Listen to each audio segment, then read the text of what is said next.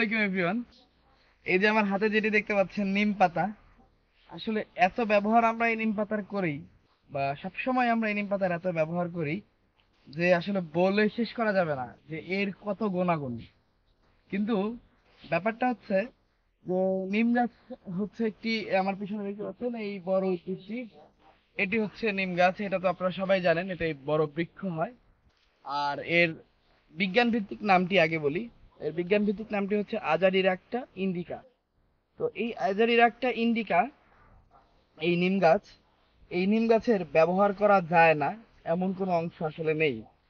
এর পাতা, এর ফুল, ফল, নিম গাছের বীজ থেকে তেলও হয়, যে তেলও অনেক গুণাগুণ সম্পন্ন। এমনকি নিম গাছ থেকে খুব ভালো কাঠও পাওয়া যায়।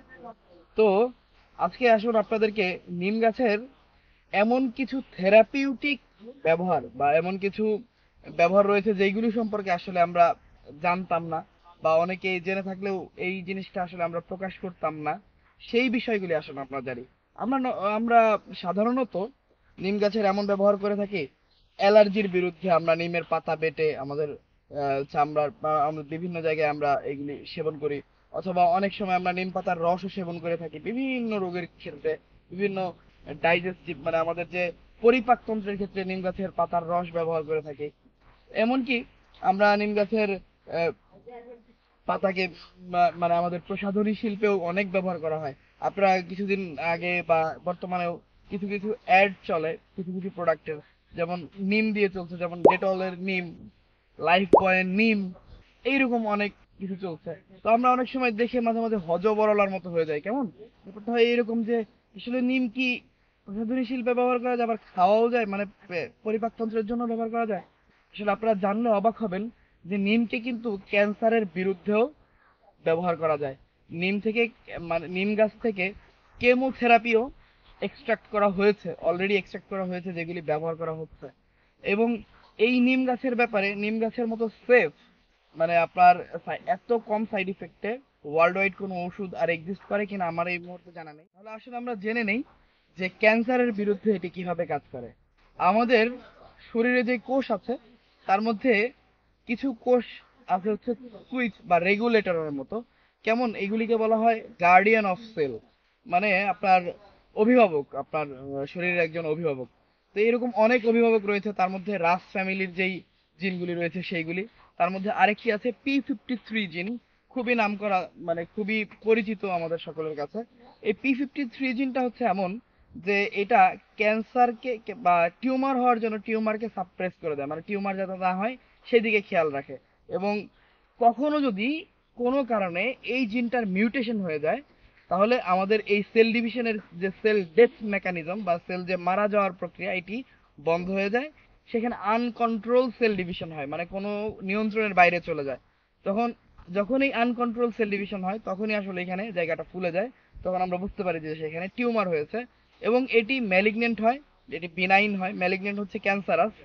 এই ক্যান্সারের যে জিনটি, এটিকেও এই আপনার এই যে এই জিনের যেই মিউটেশনের ফলে যেই ক্যান্সারটি হয়, এই ক্যান্সারগুলিকেও রুখে দিতে নিম গাছের থেকে তৈরি বা নিম গাছ থেকে নিয়ে তৈরি করা হয়েছে এমন কেমোথেরাপি খুবই খুবই খুবই ইফিসিয়েন্টলি বা খুবই খুবই দক্ষতার সাথে কাজ করে যাচ্ছে। তো এইটি নিমের একটি মানে অজানা ব্যবহার বা উচ্চ মাত্রার ব্যবহার আপনাদেরকে জানালাম। এরকম আরো রয়েছে।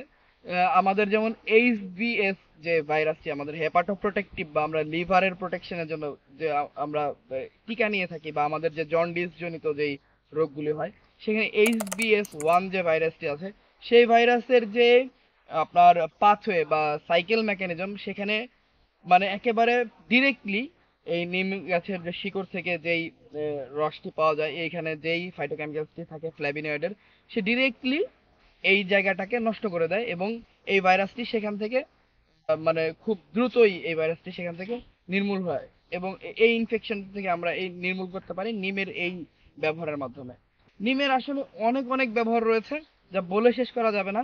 তো আসুন আপনাদেরকে নিমের কিছু কিছু সেকেন্ডারি মেটাবোলাইটস সম্পর্কে একদিন আমরা বলেছিলাম, যেগুলি মানে আমাদের বডিতে বা প্ল্যান্টের বডিতে তৈরি হয়, বা গাছের দেহের ভিতরে তৈরি হয়, যেগুলি সরাসরি গাছ সব সময়ের জন্য ব্যবহার করে না, কিছু কিছু সময়ের জন্য রেখে দেয়। এই রেখে দেওয়া জিনিসটার মধ্যে প্রত্যেকটা, যেমন ফ্ল্যাভিনয়েডস, ফেনল, ফাইটোস্টেরল, এরকম অনেক অনেক সেকেন্ডারি মেটাবোলাইটস থাকে। এরকম প্রত্যেকটার আন্ডারে হাজার হাজার আপনার কেমিক্যাল কম্পাউন্ড থাকতে পারে, যেগুলি বিভিন্ন রোগের ওষুধ হিসেবে কাজ করতে পারে। তো আপনারা বিভিন্ন সময় নিম গাছ ব্যবহার করছেন, তো আমার আহ্বান থাকবে আপনাদের প্রতি, আপনারা যে কোনো কাজে, যে কোনো উদ্ভিদ থেকে যদি আপনারা কোনো কিছু ব্যবহার করতে চান আপনাদের স্বাস্থ্য ক্ষেত্রের স্বাস্থ্য ক্ষেত্রে, তাহলে অবশ্যই একজন রেজিস্টার্ড চিকিৎসকের পরামর্শ নেবেন। কারণ একজন রেজিস্টার্ড চিকিৎসক জানে আপনাকে কোন জিনিসটি কি পরিমাণ ব্যবহার করতে হবে। তো আজকের মতো এখানেই শেষ করছি। আপনারা সবাই ভালো থাকুন, সুস্থ থাকুন, সতর্ক থাকুন, বায়োলজি বুস্টের সাথেই থাকুন। আসসালামু আলাইকুম।